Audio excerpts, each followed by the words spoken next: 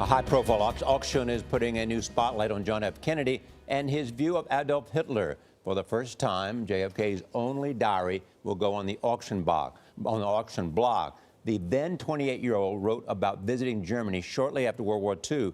He also shared his startling take on Hitler. Tony DeCopel is in Washington with the history of the diary reveals. Tony, good morning. Good morning. When JFK was writing about Hitler, the dictator's suicide had happened just 4 months earlier. JFK's diary was published in book form in the mid-1990s, but now we're getting a look at the handwritten pages, and it's showing us a side of Kennedy we've never seen before. This generation of Germans has earned the right to be free. Some 2 decades before addressing crowds in West Berlin as president, John F. Kennedy wrote these 61 diary pages, 12 in longhand, 49 typed, in the summer of 1945. Germany had just surrendered, and the 28-year-old JFK was touring Europe as a newspaper correspondent, traveling shoulder to shoulder with leaders from around the world. The young JFK's final destination, Germany, just months after the Allied victory.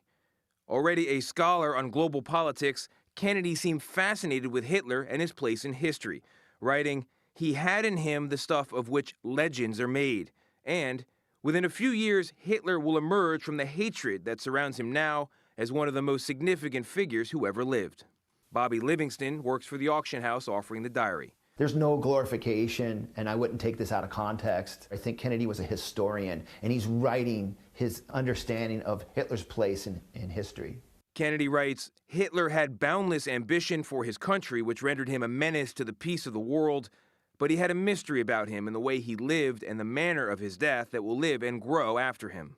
Kennedy gave the diary to his Senate research assistant, Deidre Henderson, who published it in book form in the mid-90s. She's now auctioning the original document, providing a new window into the man who would be president. He's about to embark on this incredible journey to the presidency, and here it is in his handwriting, the beginning of this journey.